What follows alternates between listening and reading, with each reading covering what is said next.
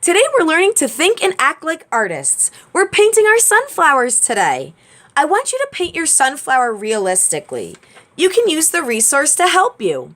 Think about what color the petals are. Think about what color the center is. Do you see any other colors mixed in? Today we're just painting the center and the petals. We're not painting the sky. We're going to save that for another day. We're going to be painting with tempera cakes today. We won't be using every single color on the tempera cake palette because some of these colors don't appear on a sunflower. Here are the rules that I want you to follow. Please keep the tempera cakes clean. You must always wash your brush when you need to switch colors because if you use a dirty brush, you're going to get the tempera cakes dirty. Also, please keep your hands clean and please keep your work area clean.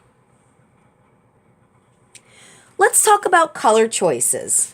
When you're painting your sunflower, please don't do this. It's not realistic. People won't know that it's a sunflower if it's pink. Think about what color the petals are and what colors you see in the center.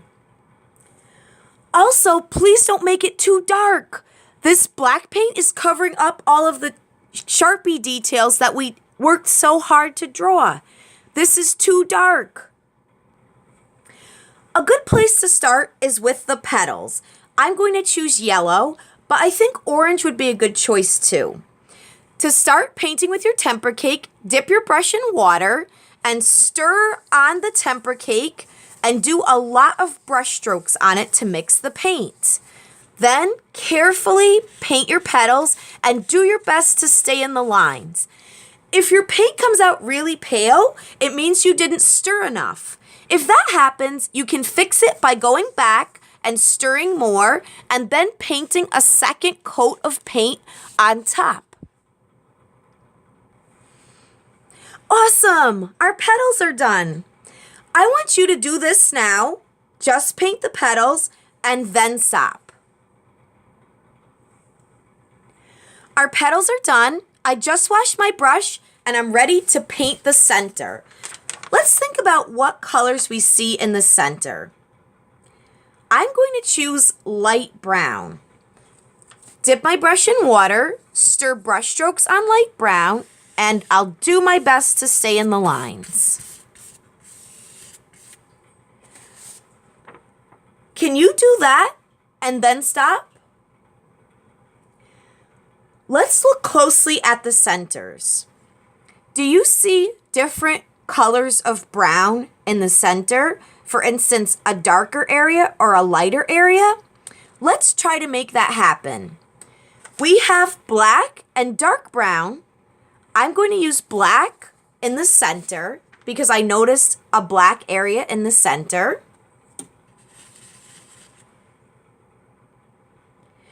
I also noticed a darker area around the outside of the center. I'm going to use dark brown to do that darker area. I'm not going to cover up all of the light brown. I'm just going to add a little bit of the dark brown to just the outside. I want you to try to add more detail to the center. Look at your sheet and see what example you would like to use as your resource. Please finish the center and then stop. Now that the center's done, I have one more suggestion you might like. When I look at these photos, I noticed that sometimes the petals are darker closer to the center, like in this example and this example. And this one has just a little bit. We don't want to color all of the petals dark. It's just a little touch of dark orange right around the center. Let's give it a try. You could use orange, or I think light brown would work. Stir, and we're not adding much paint. We're just adding a little touch. Here's where the petal meets the center. We're just going to add a little bit.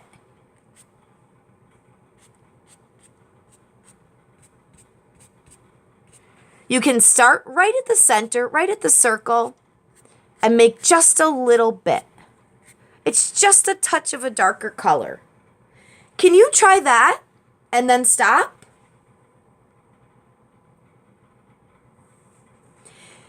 For our finishing touch, let's give it some leaves.